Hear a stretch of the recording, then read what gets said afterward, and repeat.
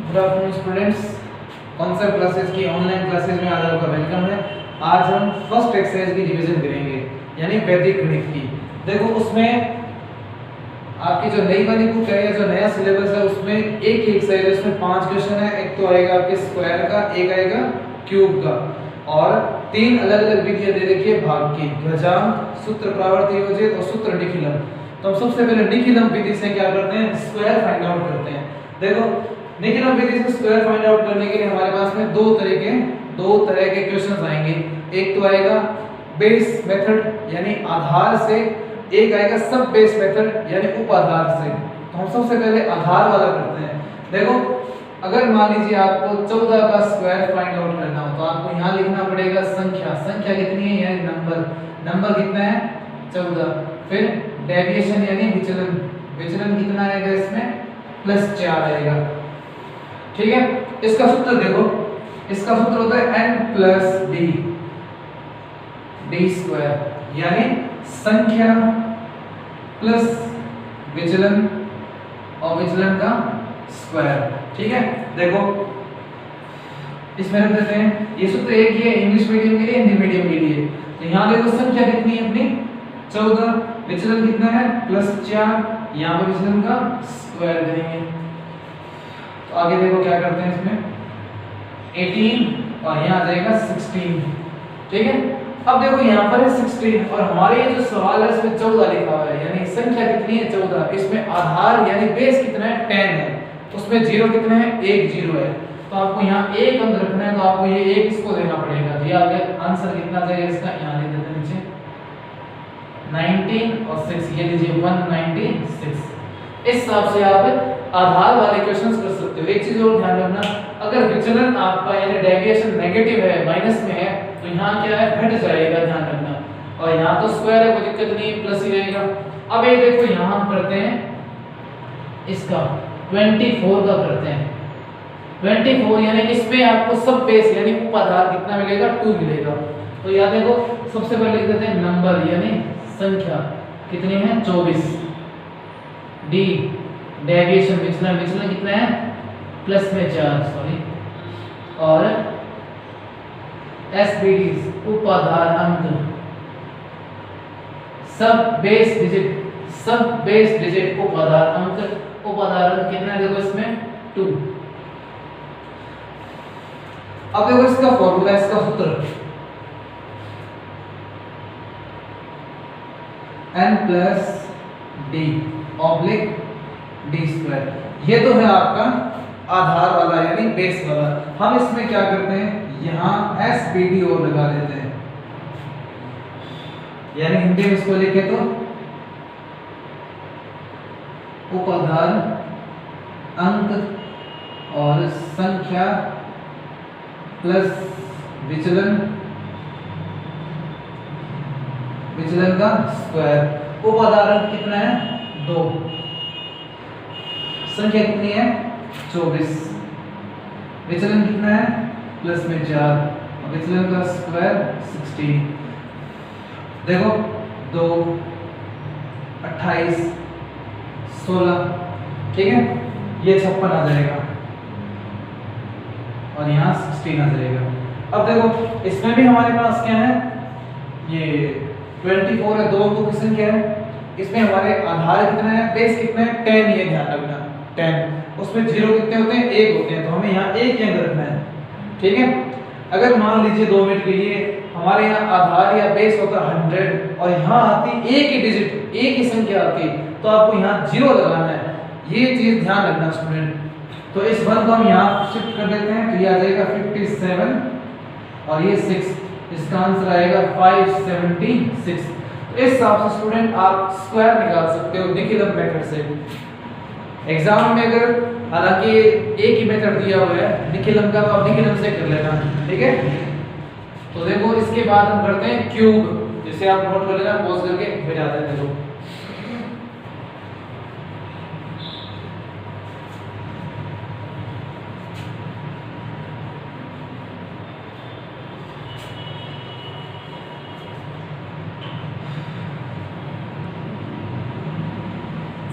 देखो स्क्वायर नहीं करेंगे हम, घन करेंगे, घन घन या घनफल एक ही बात है, क्यूब। इसी विधि से, इसी मेथड से कर रहे हैं। देखो एक ले लेते हैं अपने 14 का ही कर लेते हैं, ठीक है। तो देखो इसका फॉर्मूला क्या होता है आपके पास, यहाँ लिख देंगे संख्या यानी नंबर और विचलन यानी डेविएशन प्लस में 4। देखो इसका फॉर्मूला होता है, सॉरी सीधा सीधा लिख देते हैं,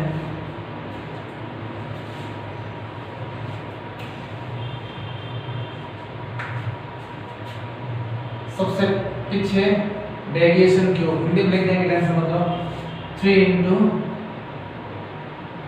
डेविएशन स्क्वायर, उसके बाद नंबर प्लस 2 इंटू डी, ठीक है। एक बार देख लेते हैं सही है भाई, n plus 2d 3d square d cube, सही है। देखो यहाँ लिख देंगे संख्या, ऊपर लिख देते हैं ताकि जगह अपने पास इधर वाले में सब बेस वाला कर सके, यानी उपादान वाला कर सके। देखो संख्या प्लस 2 इंटू विचलन ऑब्लिक 3 इंटू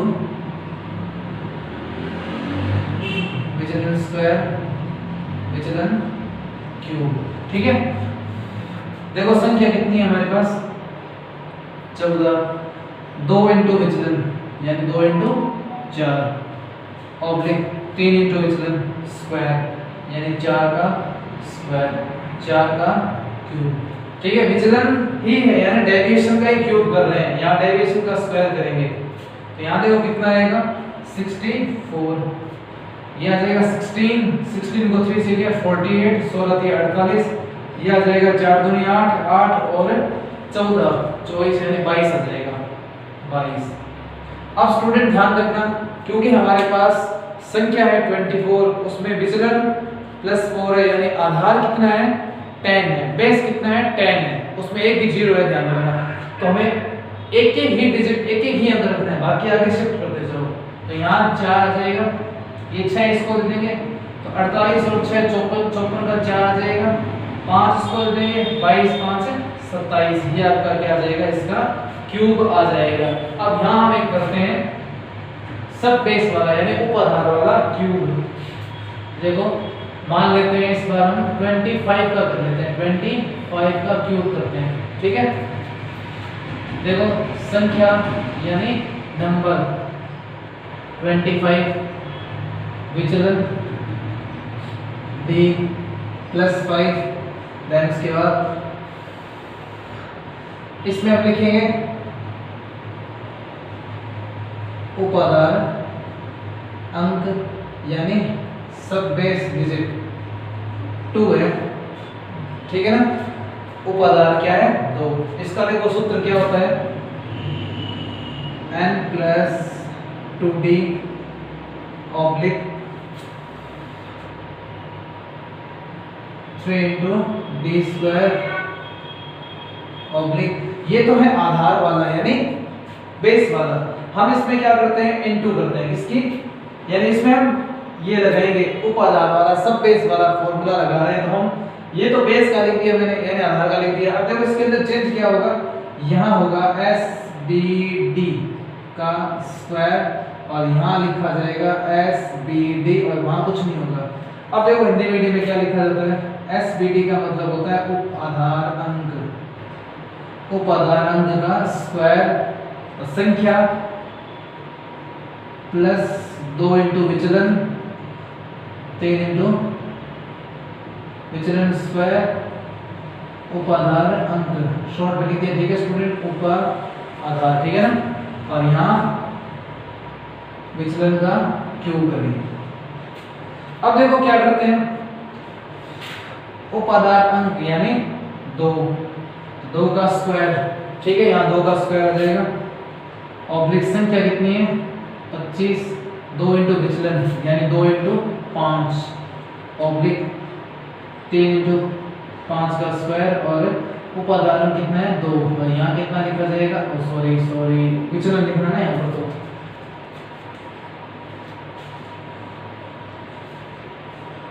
3 इंटू 5 स्क्वायर हो गया, ठीक है। उसके बाद यहाँ लिखा जाएगा 5 का क्यूब। ठीक है स्टूडेंट, आगे देखो, ये 4, ये 10, 10 और 25 35, 25 6 150 और यहाँ आएगा 125। ठीक है, अब देखो 4 की गुणा करो 70, 70 4 × 35 यानी 70 70 140, 140 150 125। अब यहाँ पर भी हमारी दिक्कत क्या आ रही है, हमने जो संख्या ली है वो 2 अंकों की है, आधार उसमें क्या है आपके 10। ठीक है, बेस कितना है 10 है, उसमें एक ही 0 है इसलिए एक ही अंदर रखेंगे। तो 5 ये रख दो, 12 इसमें जोड़ दो, 12 इसमें जोड़ेंगे तो 150 162 162 का 2 इधर आएगा, 16 इसको दे देंगे, 16 इसको देने पे देखो कितना जाएगा,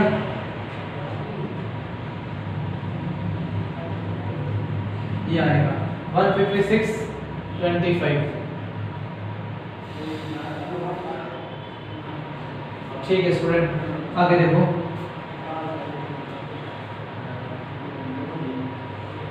सही है, देखो 5 यहाँ हो गया, 12 इसको दे दिया हमने 62 और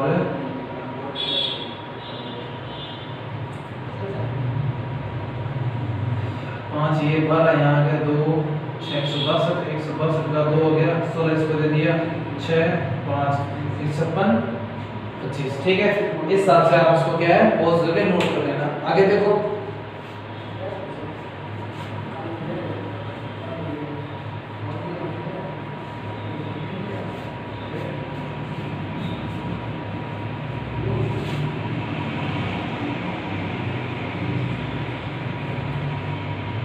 अब देखो कुछ आगे करते हैं, निखिलन मेथड से भाग देते हैं, एक निखिलन का भाग कर लेते हैं। इंग्लिश मीडियम में निखिलन लिखा जाता है इसलिए आप यहाँ से देख लेना। ठीक है ना, स्पेलिंग आप बना लेना। निखिलन विधि, निखिलन मेथड, डिवाइड कर रहे हैं तो देखो 1 2 4 5 1 2 4 5 डिवाइड बाय 97। ठीक है, निखिलन मेथड से कर रहे हैं। देखो क्या करते हैं,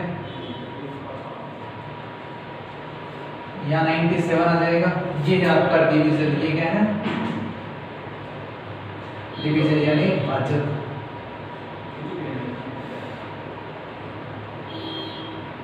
आधार यानी बेस 100। ठीक है, विचलन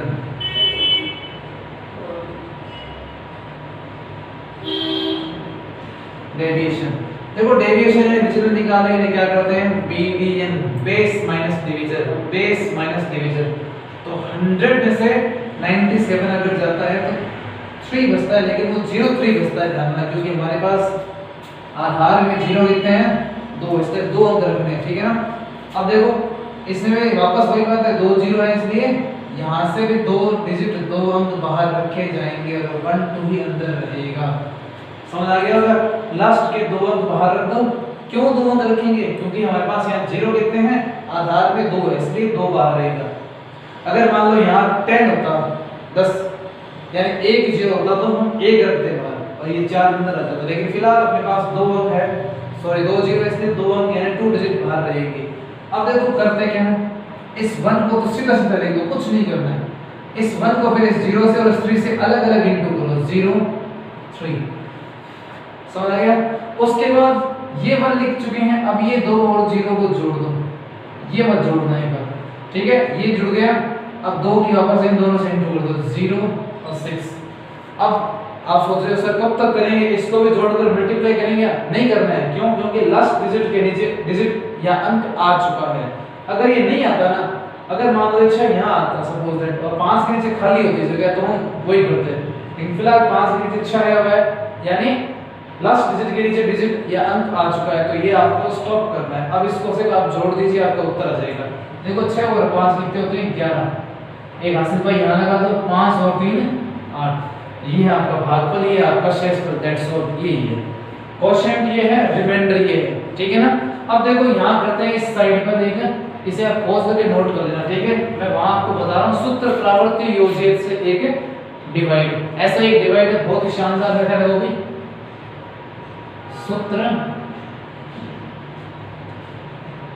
प्रवर्त्य योजित, इंग्लिश में आप लिखना कोई दिक्कत नहीं है, ठीक है ना। अब देखो सूत्र प्रवर्त्य योजित से 148885 डिवाइड बाय 1 2 3 1 2 3। अब देखो इसको भी ऐसे ही बनाते हैं, यानी निखिलन में और प्रावर्त्य में ज्यादा डिफरेंस नहीं है, बस थोड़ा सा डिफरेंस है। देखो सॉरी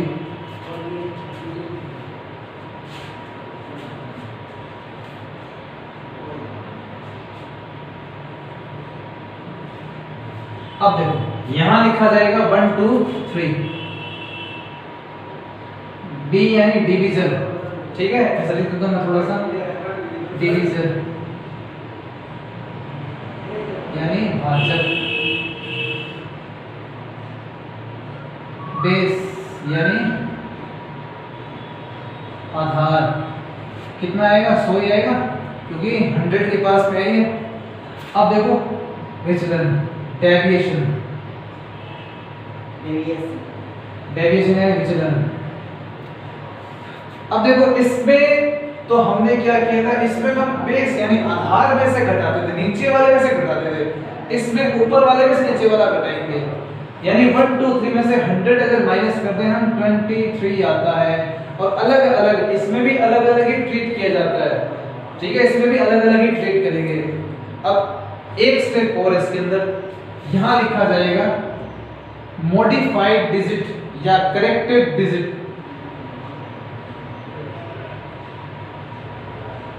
करेक्टेड डिजिट्स यानी संशोधित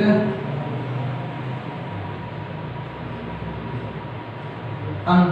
अब ये संशोधन यानी ये करेक्शन कैसे करते हैं, कुछ नहीं करना है, ये जो डेविएशन है विचलन है ना, इसको माइनस से इनटू कर दो, यानी 2 भी माइनस का हो जाएगा और 3 भी माइनस का हो जाएगा। ऊपर बात लगाने से कोई दिक्कत नहीं, माइनस ही माना जाता है।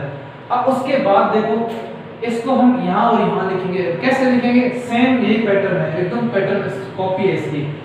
यानी इसमें हमारे पास आधार में कितने जीरो है, 2 जीरो है, तो हम यहाँ 2 डिजिट को क्या रखेंगे, बाहर रखेंगे। ये लीजिए 85 तो बाहर आ गया, अंदर क्या रहेगा 148 रहेगा, ठीक है, एकदम इसके जैसा ही।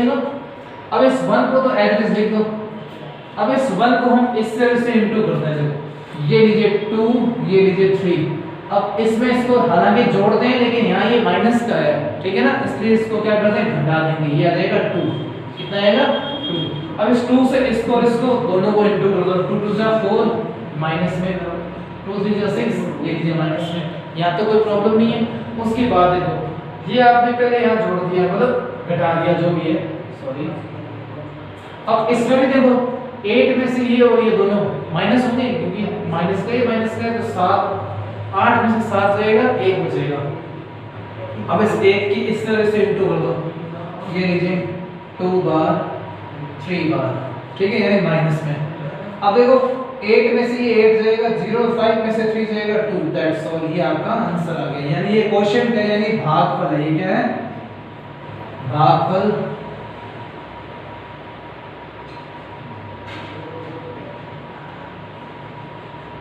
और ये है रिमाइंडर यानी शेषफल, ठीक है। ऐसे यहाँ पर भी यही है, क्वोशिएंट ये है और ये रिमाइंडर है। तो दोनों का पॉज करके एक साथ लिख लेना, ठीक है स्टूडेंट। अब हम आगे करते हैं, एक विधि और है भाग की ध्वजांक मेथड। देखो तो कई स्टूडेंट्स की क्या दिक्कत करती है, क्योंकि उसके अंदर लिखना पड़ता है, उसके स्टेप हमें लिख के दिखाने पड़ेंगे। देखो कैसे करते हैं, एक क्वेश्चन करा देते हैं ध्वजांक का, बाकी आप कर लेना।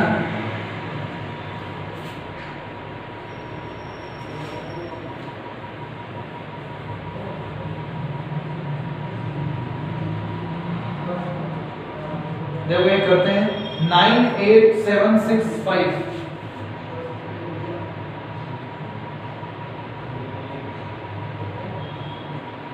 ध्वजांक विधि यानी ध्वजांक का मेथड। 98765 डिवाइड बाय 87 87 देखो ऐसे ही लिखा जाता है इसको भी। इस 7 को ऊपर लिखेंगे, 8 नीचे आएगा। ठीक है, ये है आपका ध्वजांक, ये है मुख्यांक, हिंदी में लिखना है।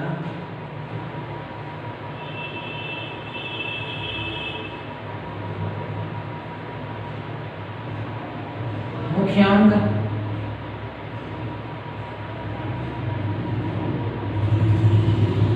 ध्वजांक। ठीक है, ध्वजांक ये हो गया, मुख्यांक ये हो गया। अब देखो इसमें, अब कई बार क्या आता है ट्रिपल डिजिट यानी 3 अंकों की संख्या भी आती है। आपके बुक में है 2-3 ऐसे सवाल एग्जांपल जिसमें 3-3 आए हुए हैं। आपको करना क्या है, हमेशा यहाँ जो होता है ना लास्ट में यानी यूनिट डिजिट इकाई अंक जो है वो ही ऊपर रखना, बाकी सब नीचे ले आना। आगे बात समझे, ऊपर हमेशा इकाई अंक रखना, यूनिट डिजिट ही ऊपर रहेगी, बाकी सब नीचे आएंगे। अब उसके बाद देखो इसको, अब इसमें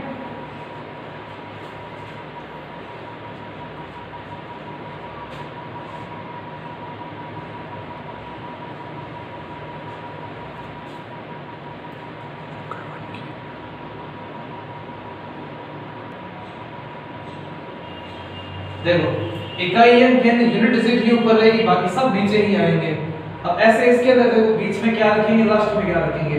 तो यहाँ देखो अपने पास है 98765, इसमें लास्ट डिजिट क्या है 5, तो हम उसे बाहर निकाल देंगे और बाकी सब अंदर रखेंगे। कैसे, यहाँ देखो 9876।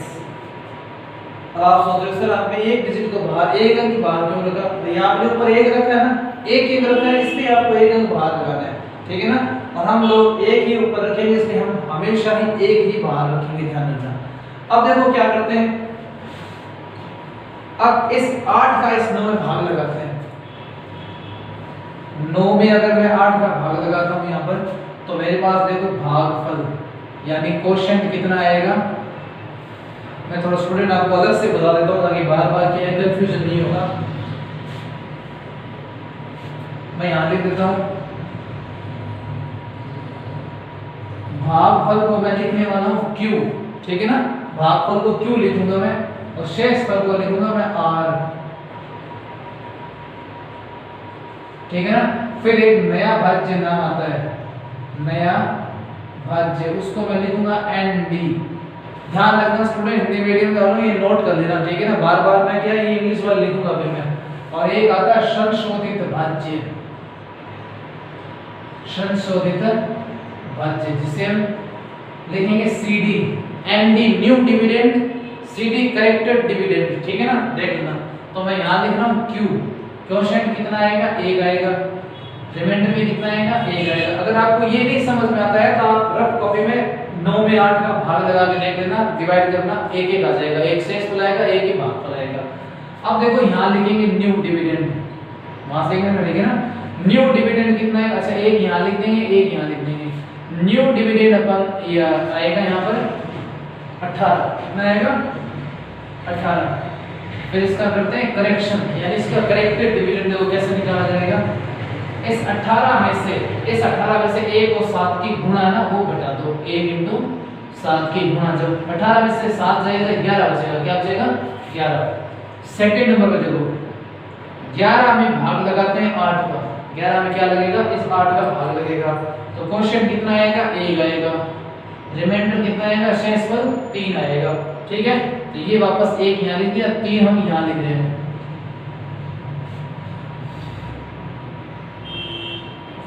New dividend 37 and corrected dividend 37 minus 1 × 7, 1 × 7 30।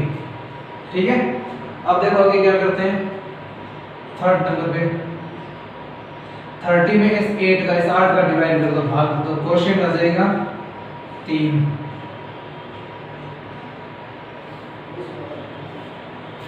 और रिमाइंडर कितना आएगा देखो 24, 6, 3 और R यहाँ आ जाएगा 6। अब देखो इसके बाद हम क्या करते हैं, न्यू डिविडेंड 66 आ जाएगा, 66 ये वाला, और करेक्टेड डिविडेंड यानी संशोधित भाज्य वहां से लेकर देखिए डिविडेंड में 66 में से हम घटाएंगे ये 3 × 7 देखो कितना आएगा 66 माइनस 21 तो 4 5 ठीक है 46 6 में से 1 गया 6 से 2 गया ठीक है। अब उसके बाद 4 नंबर पे देखो 45 में 8 का भाग लगा देते हैं 45 में 8 का भाग लगाए तो 5 बार रिमाइंडर 5 बार आएगा 5 6 बार ठीक है। यहाँ लिखते हैं करेक्टेड डिविडेंड ये देखो ये 5 हम यहाँ लिख रहे हैं 5 हम यहाँ लिख रहे हैं। अब स्टूडेंट ध्यान रखना क्योंकि आपने बीच वाला कॉलम पूरा भर दिया अब आप लास्ट वाले में आ गए हैं। लास्ट वाले में आने का कुछ फायदा होगा अगर आने का आपको क्या होगा 55 करेक्टेड डिविडेंड कितना आएगा 55 आएगा ये 5 में ध्यान रखना करेक्टेड डिविडेंड 55 आएगा। इसका फिर सॉरी एनडी लिखना न्यू डिविडेंड इसका देखो करेक्टेड डिविडेंड कैसे आएगा 55 माइनस 3 इंटू नहीं 5 इंटू लिखना है 5 इंटू 7 कितना आएगा 55 माइनस 35 यानी 20 तो आपको यहाँ लिखना है इसे 55 माइनस 35 20 हम यहाँ लिखेंगे अतः यह 100 भागफल कितना है अपना 1135 और रिमाइंडर यानी शेषफल कितना है 20 अब मेरी बात ध्यान से सुनो स्टूडेंट अगर किसी भी स्टेप में ध्वजांक मेथड अप्लाई करते टाइम ध्वजांक विधि से भाग देते टाइम अगर किसी भी स्टेप में यहाँ करेक्शन यानी करेक्टेड डिविडेंड अगर नेगेटिव आ जाए तो आपको उस स्टेप क्या करना पड़ेगा कैंसिल करना पड़ेगा लिखना है नीचे rejected step will be rejected यानी ये चरण कैंसिल हो गया क्या बोलते हैं इसको निरस्त हो गया ठीक है ना। अब आप सोचो कि सर अगर नेगेटिव हो गया आपने काट दिया तो करेंगे क्या सपोज दैट मान लो 2 मिनट के लिए यहाँ मान लो नेगेटिव आ गया ठीक है। ये अगर नेगेटिव आ गया तो आपको क्या करना है भाग जब देते हैं तो आपने भाग दिया था एक बार गया तो एक बार में आपको यहाँ क्या नेगेटिव मिल गया सपोज दैट तो आपको क्या करना पड़ेगा यही भाग दोबारा देना पड़ेगा 1 से छोटा लेना है फिर यानी अगर यहाँ भागफल 4 होता तो आपको भागफल कितना लेना पड़ेगा 3 लेना पड़ेगा। तो कहने का मतलब है कोई भी स्टेप अगर कैंसिल हो जाए तो घबराने वाली बात नहीं है वापस 0 से स्टार्ट कर दो उसको उसी स्टेप को और जितना भागफल था उससे 1 कम कर देना बस हो जाएगा आपका ठीक है। आगे देखो करते हैं कुछ और pause the video to note it down.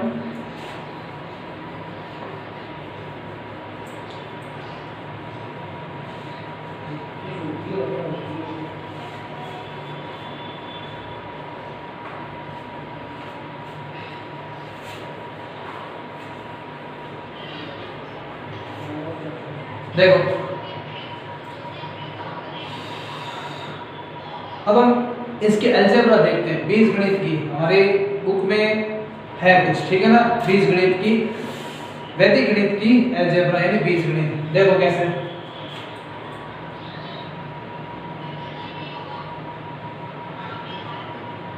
वैदिक मैथ्स अलजेब्रा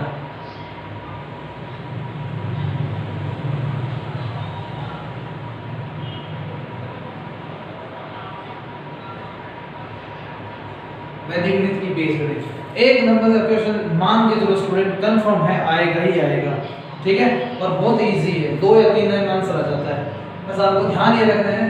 सबसे पहले देखो इसके अंदर 2 फॉर्मूले हैं एक तो है सूत्र प्रावर्तीय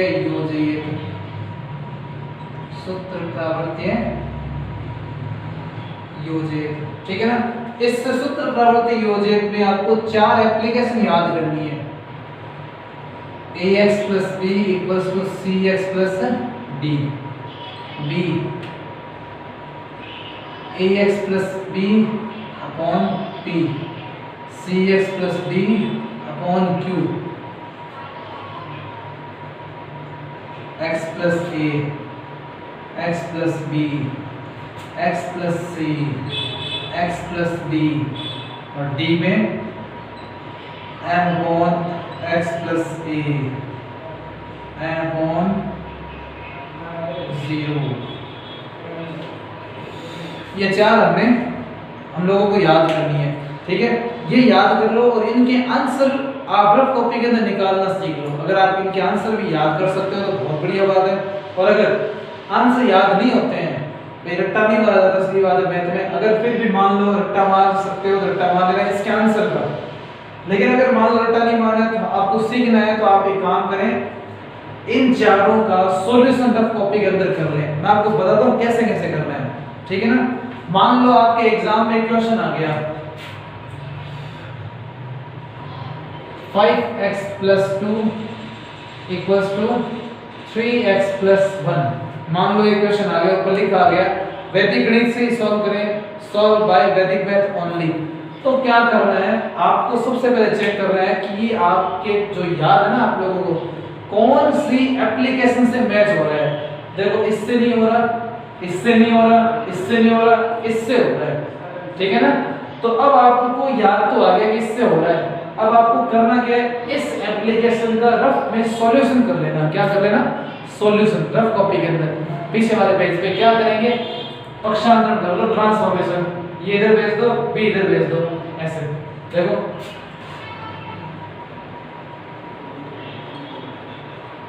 rough work ax plus b cx plus b ax minus cs b minus b, ठीक है। शिफ्ट कर दिया ऐसे, उसे उधर भेज दिया। यहाँ से x कॉमन आ रहा है, a minus c b minus b, x की वैल्यू कितनी आ रही है, b minus b a minus c। आपने कॉपी के लिए इसका सॉल्यूशन कर लिया ना। अब आप सिर्फ और सिर्फ ये यहाँ लेके आए,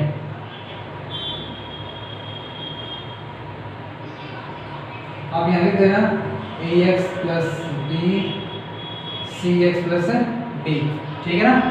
इतना लिख देना we know that, हम जानते हैं ये, तो इसका सॉल्यूशन ये है। तो आप इसमें से वैल्यू इसके अंदर पुट कर दो। देखो इसमें d है ना, d कितना है भैया, a b c d, d ये रहा 1 माइनस b यानी ये रहा माइनस 2, और नीचे a माइनस c यानी 5 माइनस c यानी 3, तो -1/2 ये आपका क्या आएगा, x की वैल्यू आ जाएगी। तो स्टूडेंट इसी हिसाब से आपको क्या करना है, क्वेश्चन अगर कोई भी आए आपके पास, तो आपको ठंडे दिमाग से सोचना है कि किस एप्लीकेशन से मैच हो रहा है ये, ठीक है ना। मैंने आपको एक एग्जांपल करके दिए इससे, ठीक है ना। अगर मान लो ऐसा कोई क्वेश्चन है इसके अंदर ये एप्लीकेशन मैच हो रही हो, तो इस एप्लीकेशन का सॉल्यूशन रफ कॉपी के अंदर कर लेना, ठीक है ना। रफ कॉपी के अंदर करने के बाद उस क्वेश्चन के अंदर आंसर लिख देना और वैल्यू पुट कर देना। अब आप कहोगे सर इसका सॉल्यूशन कैसे करेंगे, तो मैं आपको बता रहा हूं, ध्यान से सुनना। क्रॉस मल्टीप्लाई हो सकती है q की इसके साथ, p की इसके साथ मल्टीप्लाई हो सकती है। ये q जब इससे इनटू होगा, इससे इनटू होगा, तो aqx आएगा, bq आएगा, इधर cpx आएगा, dp आएगा, ठीक है। उसके बाद हम क्या करेंगे, x वाले एक तरफ कर देंगे, बिना x वाले एक तरफ कर देंगे, ठीक है। फिर x कॉमन लीजिए और अपॉन में डाल दीजिए। आई थिंक समझ आ जाएगा, इस हिसाब से आप करके देखना। अगर मान लो इससे कोई मैच हो रहा है, अगर इससे मैच हो रहा है इस एप्लीकेशन से, तो आंसर कैसे निकालना है कॉपी के अंदर, रफ में इसका सॉल्यूशन आपको बता रहा हूं कैसे। इनकी गुणा कर लो, आपस में मल्टीप्लाई करो। क्लास 7th में इतने बहुत किया आपने, मल्टीप्लाई हो जाएगी, इधर भी मल्टीप्लाई हो जाएगी। तो सबसे इंपॉर्टेंट बात, x² यहाँ आएगा, x² यहाँ आएगा, x² से x² तो कट गया। अब x का x कट गया, फिर वही बात, x वाले एक तरफ पटक दो, बिना x वाले एक तरफ ले लो, x कॉमन लीजिए, अपॉन में डाल दीजिए, क्वेश्चन हो जाएगा। अगर मान लो इससे मैच हो रहा है कोई, तो इसका क्या सॉल्यूशन करें, इसमें भी नॉर्मल है, एलसीएम लो, पीछे रफ में इसका एलसीएम ले लो, एलसीएम लघुत्तम, ये यहाँ मल्टीप्लाई, ये यहाँ मल्टीप्लाई, और नीचे दोनों की गुणा, ठीक है। जब दोनों की गुणा होगी बराबर 0 है, तो नीचे वाले को उधर भेज दो। फिर वापस वही बात, यहाँ से x वाले एक तरफ, बिना x वाले एक तरफ। यकीन मानिए स्टूडेंट, एक बार आप करके देखना, ये हो जाएगा। तो आपको रट्टा अगर नहीं मारना है, तो इस हिसाब से आप कॉपी के अंदर सॉल्यूशन कर सकते सकते हो और वैल्यू पुट कर सकते हो, ये भी आपका एक अच्छा तरीका है, ठीक है ना। अब देखो ये तो है सूत्र प्रावर्ती योजन। अब एक मेथड और है शून्य साम्य समुच्चय, उसमें आपको 6 बातें ध्यान रखनी है। देखो 6 बातें कौन सी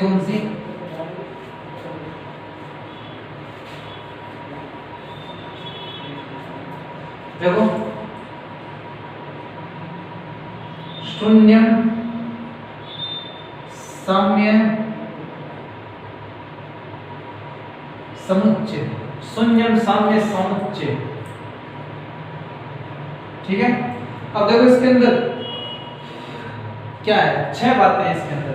फर्स्ट मैं बता देता हूं बोल के आपको, एग्जाम में अगर कोई क्वेश्चन आ जाता है तो आपको स्टेटमेंट लिख के देना पड़ेगा, कथन लिखना पड़ेगा।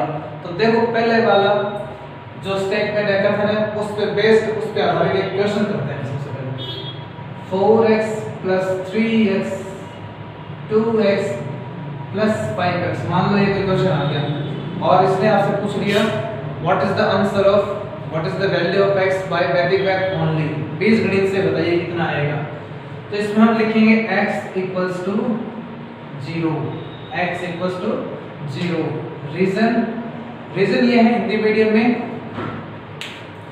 x सर्वनिष्ठ है, x सर्वनिष्ठ गुणनखंड है, means x is a common factor in both side, इधर भी और इधर भी, ठीक है ना।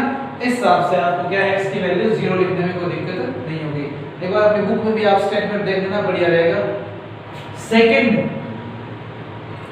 सेकंड है एक, देखो एग्जांपल लेते हैं इसका भी।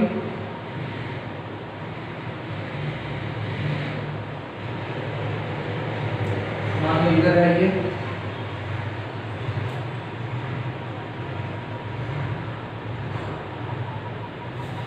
इसमें भी हम x की वैल्यू 0 लिखेंगे। अब आप सोचोगे सर यहाँ तो सब जगह x था, यहाँ तो नहीं है ना, यहाँ पर भी नहीं है, यहाँ पर भी नहीं है, यहाँ पर भी नहीं है, कैसे लिखा आपने?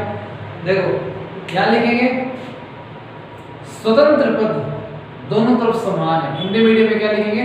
स्वतंत्र पद दोनों तरफ समान है। There is independent term 5 is same in both side, ठीक है। इंडिपेंडेंट टर्म यानी स्वतंत्र चर, स्वतंत्र चर का मतलब होता है जो x से y से फ्री हो, उसके साथ x y कुछ ना हो। यहाँ 5 है, 5 के साथ x y नहीं है। यहाँ पर भी देखो 3 और 2 5 है, तो यहाँ पर भी 5 है, यहाँ पर भी 5 है, दोनों तरफ 5 5 सेम है। 5 क्या है? स्वतंत्र पद है। 5 is an independent term and independent term is equal और is same in both side. दोनों तरफ क्या है? सेम है, दोनों तरफ समान है, इसलिए हमारा आंसर क्या आएगा? 0 आएगा। उसके बाद एक थर्ड आता है। थर्ड का एक फॉर्मूला है, मान लो अगर ऐसा कोई क्वेश्चन आ जाए, यहाँ हम लिख देते हैं x लिख देते हैं, नहीं x तो नीचे लिखेंगे ना, यहाँ लिख देंगे suppose that m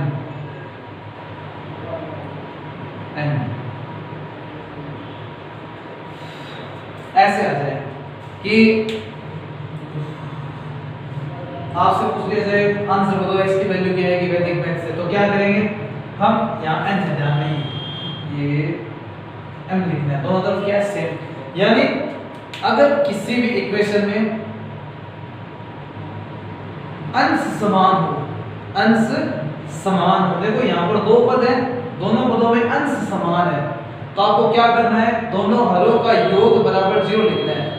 if in any equation numerators of two terms are equal, numerators of two terms are equal, then you have to sum up denominators of both sides and put it equals to 0। आपको करना क्या है? अगर अंश समान है तो हरों का योग क्या लिखना है? बराबर 0 लिखना है। बात समझ आ गई होगी? numerators are equal, then put it equals to 0, sum of denominators put it equals to 0। दोनों डिनोमिनेटर्स का सम या टोटल क्या करें? इक्वल्स टू 0 कर दें, या आपको आंसर दे देगा x का, ठीक है ना। इस हिसाब से आपका थर्ड वाला भी क्लियर हो गया। अब एक देखो फोर्थ वाला। फोर्थ में अगर ऐसे आ जाए, स्टूडेंट मेरे पास बुक नहीं है, इससे थोड़ा सोच समझ के दे रहा हूं, ठीक है ना। देखना 2x + 3 5x plus I think 2 लिख देते हैं, ठीक है, और यहाँ लिख देंगे 5x प्लस 2, नीचे 3 प्लस 2x, ठीक है। देखो इस केस में क्या होगा, इस केस में ये है, हिंदी मीडियम बता देते हैं, अगर किसी समीकरण में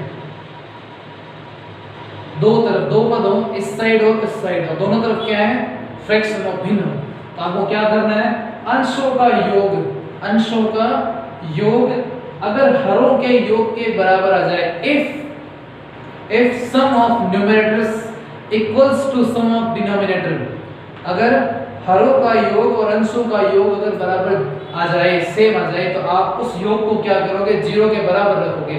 आप यहाँ देख सकते हो, इनको अगर मैं इसमें जोड़ूं तो 2 और 5 7x, 3 और 2 5, तो इस ऊपर वाले का सम तो कितना आ गया, योग कितना आ गया, 7x प्लस 5, और नीचे वाले का देखो 5 और 2 7, और 3 और 2 5, ये भी सेम है, तो आपको क्या करना है, इक्वल्स टू 0 लिखना है, चाहे इससे लिखो चाहे इससे लिखो, बात तो एक ही है। अगर एक चीज और देखो, सपोज दैट हम एक एग्जांपल लेते हैं कि ऊपर वाले का मान लीजिए 7x प्लस 5 आया, यानी अंशों का योग, अलग बता रहा हूं, ध्यान रखना भी,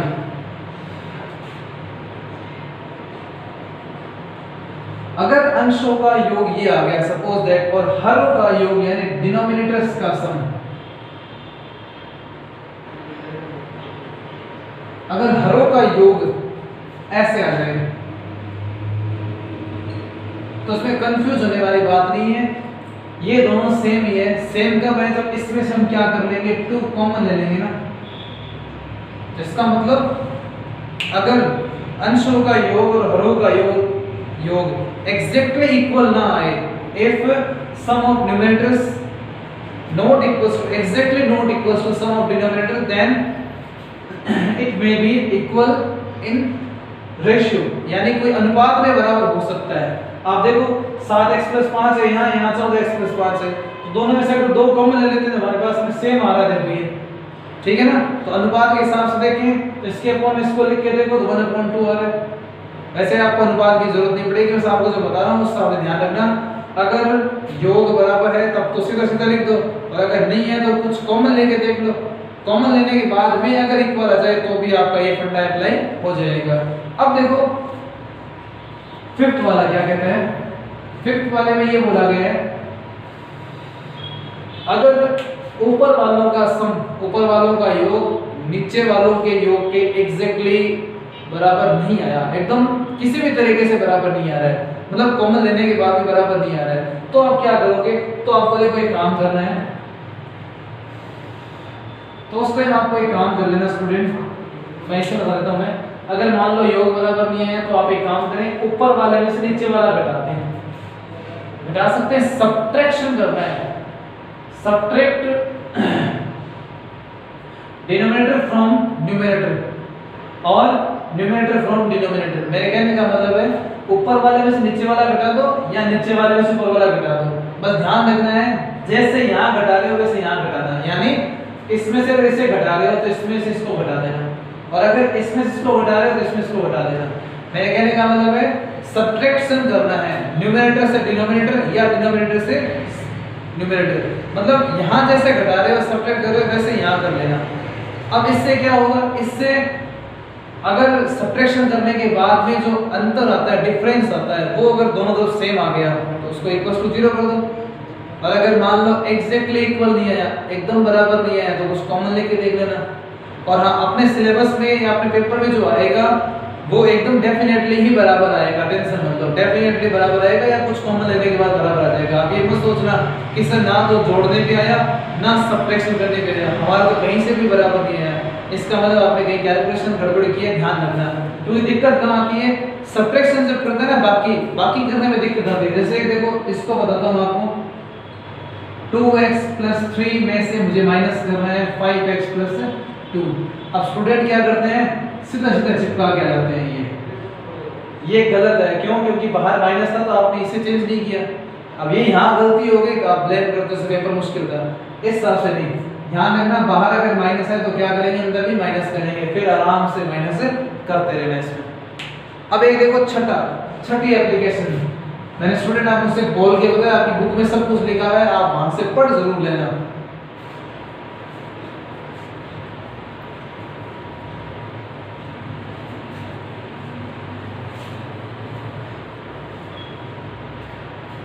देखो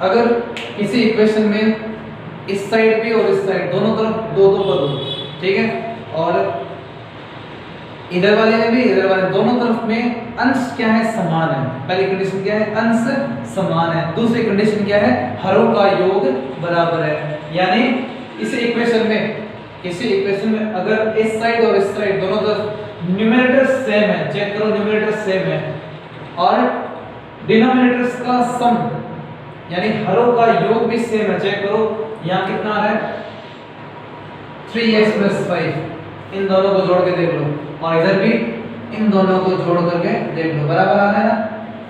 बस तो फिर इस सम को, इस टोटल को क्या करेंगे, 0 के बराबर कर देंगे, इससे आपका आंसर आ जाएगा। अब देखो कुछ स्टूडेंट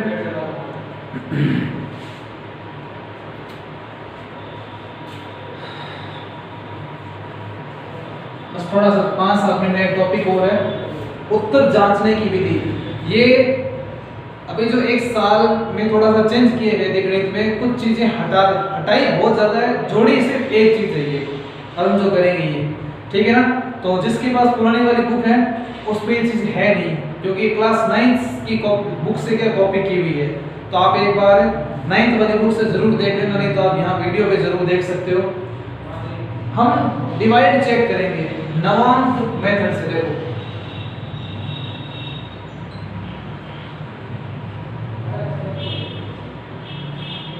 नवांक विधि,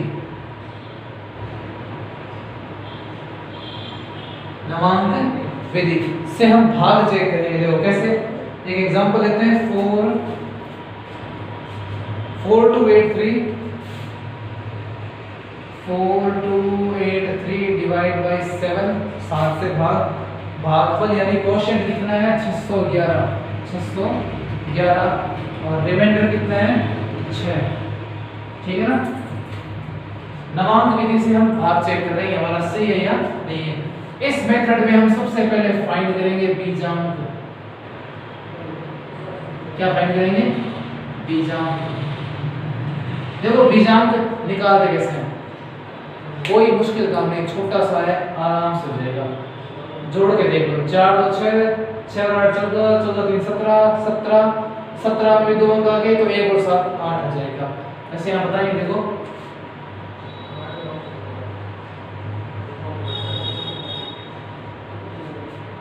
कितना आएगा 17, वापस 17 का कितना जाएगा 8, इसका तो 7 ही रहेगा, एक अंक का एक ही होता है। फिर 611 का बीजांक 8, 6 7 8, फिर उसका 6 ही रहेगा। अब देखो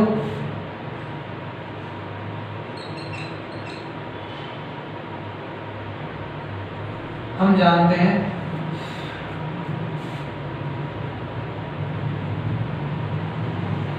डिविडेंड, डिविजन, क्वोशिएंट,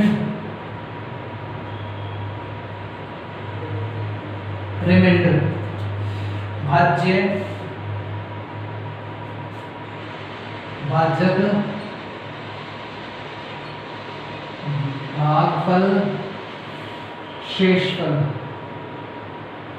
ये जो आप लिखते हो ना, आप इसके अंदर क्या करते हैं, बीजांक ऐड करते हैं, बीजांक जोड़ते हैं, यानी भाज्य का बीजांक, भाजक का बीजांक, भागफल का बीजांक, शेषफल का बीजांक। आप ये जरूर लाइन लिख देंगे, क्योंकि हम नवांक मेथड से भाग ये चेक कर रहे हैं ना। यहाँ क्या है, बीजांक ऑफ डिविडेंड, बीजांक ऑफ डिविजर, बीजांक ऑफ कोशेंट, बीजांक ऑफ रिमाइंडर, ये जरूर मेंशन कर देना। अब उसके बाद देखो हमारा भाज्य कितना था, भाज्य था ये 4283, ठीक है। भाजक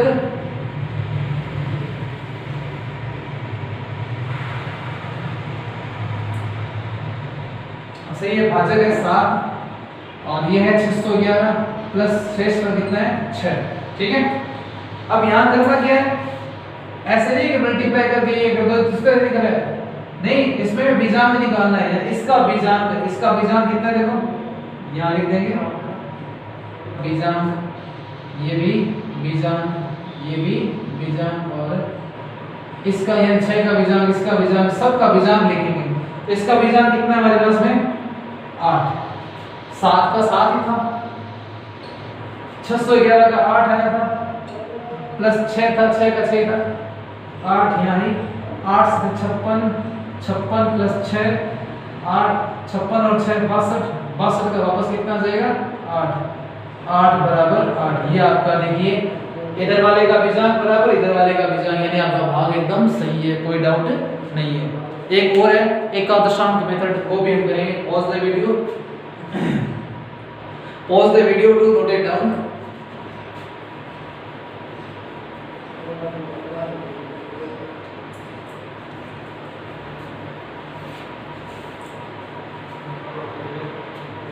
अब एक और देखो एकादशांक मेथड,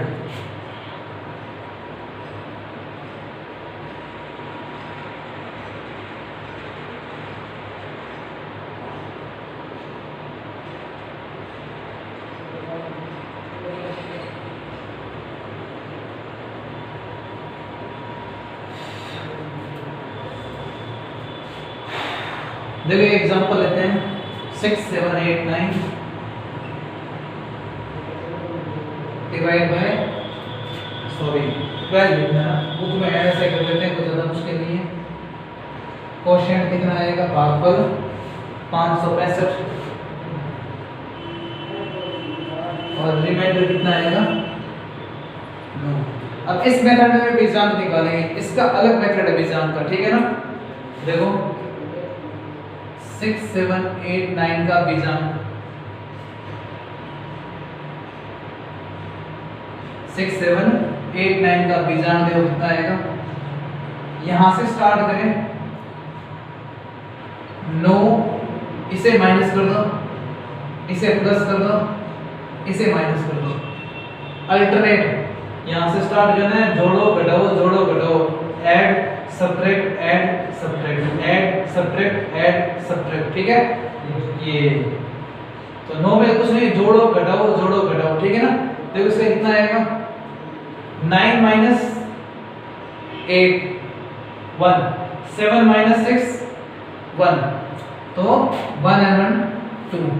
ये बीजांक अलग है, एकादशांक मेथड का, ठीक है ना। फिर उसके बाद में बीजांक किसका 12 का, तो 2 माइनस 1 1। अब देखो कोशेंट का ये भी सेम लिखना है, सॉरी यहाँ लिखना है 5 6 5 5, ये कितना आ जाएगा ना 5 5 10 6 गया। उसके बाद देखो वहाँ रिमाइंडर का, तो रिमाइंडर वही रहता है, कोई दिक्कत नहीं है। फॉर्मूला वापस वही लिख देते हैं, तो मैं हिंदी में ये लिखूँ इस बार इंग्लिश में, ठीक है, ध्यान रखना भाई, हिंदी मीडियम आप लिख देना, मैंने आपको बता दिया है। डिविडेंड बीजांक ऑफ, यानी डिविडेंड बीजांक भाज्य का बीजांक लिखना है।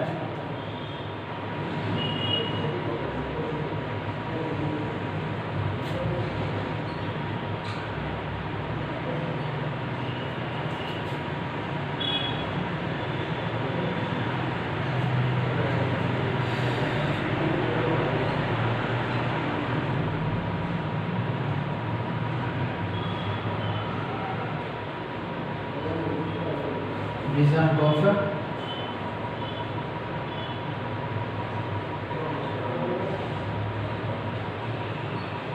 ठीक है।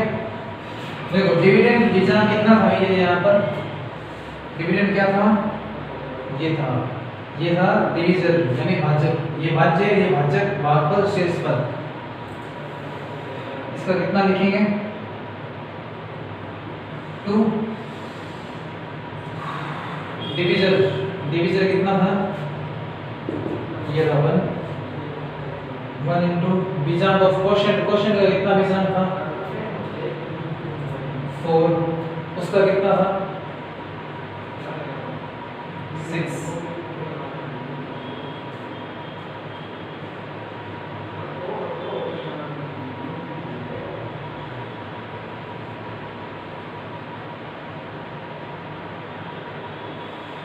में से 2 1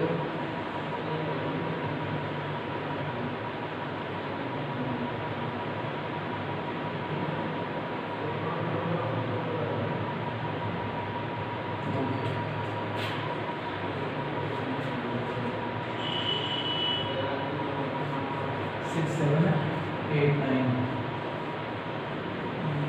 इसमें 8